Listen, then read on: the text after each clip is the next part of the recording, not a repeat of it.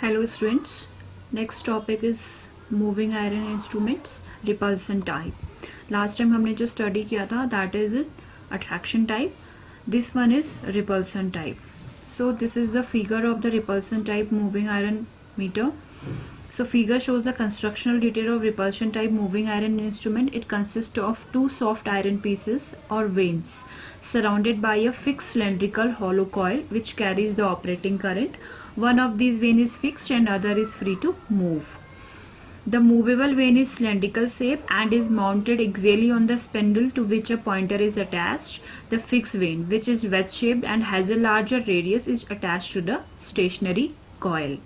The controlling torque is provided by one spiral spring at the top of the instrument. It may be noted in this instrument, springs do not provide the electrical connections. Damping is provided by air friction due to the motion of a piston in an air chamber. So basically this is a pointer. This shows the control spring. This is the stationary iron segment and this is the movable iron segment and these are the cylindrical coils.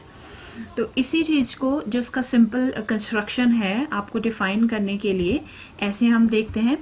Suppose इसका जो basic principle है वो कैसे work करेगा. Suppose this is an conductor carrying current I, this is the unknown current आई.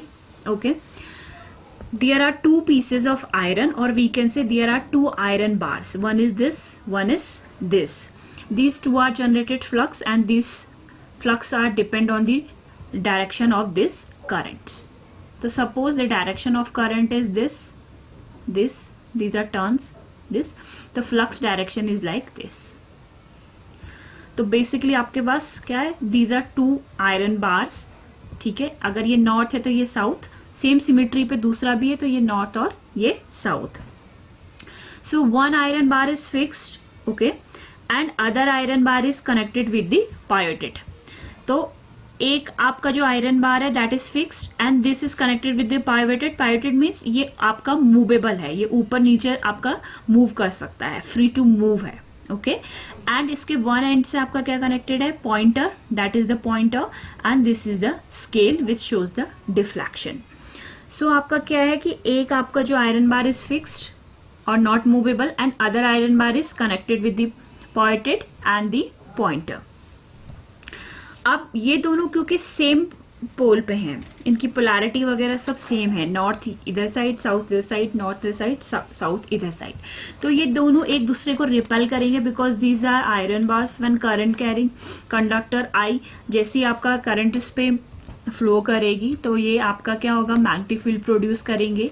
तो आपका iron आपका क्या होगा, अट्रैक्ट होगा towards this conductor.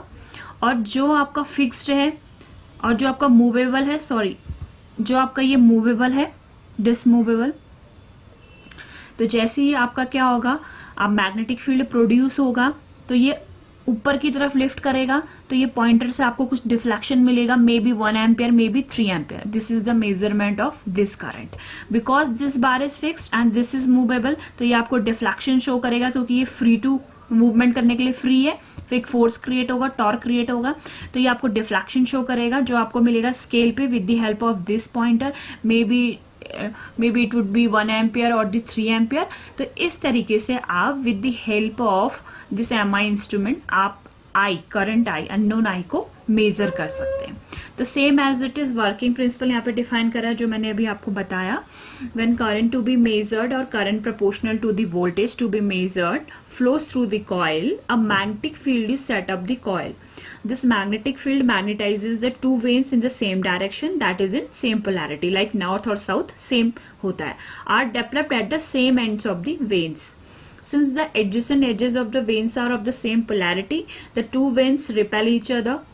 As the fixed vane cannot move, the movable vane deflects and causes the pointer to move from zero position. The pointer will come to rest at a position where deflecting torque is equal to the controlling torque provided by the spring.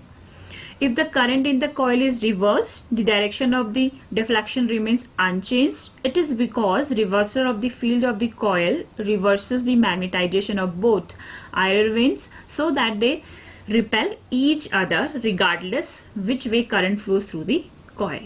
For this reason, such instruments can be used for DC and AC applications.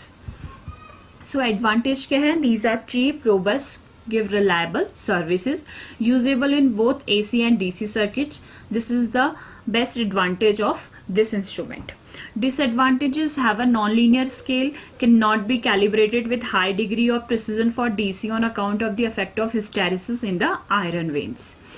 Next disadvantage क्या हो सकता है? Maybe deflection up to 240 degree only may be obtained with this instrument. This instrument will always have to be put in the vertical position if it uses gravity controls.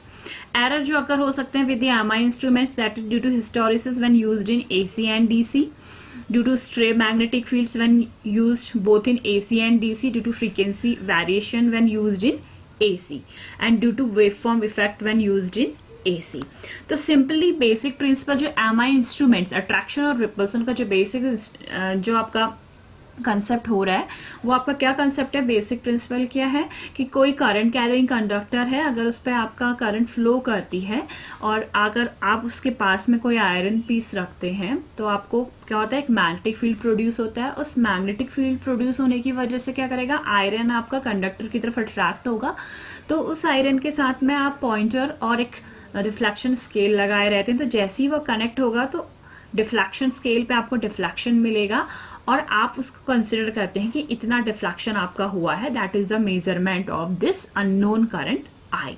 Okay, तो this is the simple basic principle of MI instrument, moving iron instrument. Thank you. So okay, ये भी discuss कर लेते हैं. So some applications of MI instruments are as an ammeter. It may be constructed for full scale deflection of 0.1 to 30 ampere. जो MI instruments basically होते हैं वो as an ammeter, as an voltmeter आप application के लिए ले सकते हैं. It may be constructed for full scale deflection of 0.1 to 30 ampere without the use of shunts और current transformer. Same as voltmeter क्या होता है? The MI voltmeter is fairly low impedance instruments, typically 50 ohm for a 100 volt instrument. The lowest full scale is of order of 50 volt. The range of the instrument when used as a voltmeter can be expanded by using a high non-inductive resistance R conducted in series with it. This series resistance is known as multiplier. तो as अ ammeter voltmeter की तरह आप MI instrument को application के तौर पे ले सकते हैं और जिसमें दोनों का कॉम्बिनेशन हो गया, that is voltmeter and ammeter, that is known as the multimeter. तो एज अ मल्टीमीटर भी आप इसको यूज कर सकते हैं.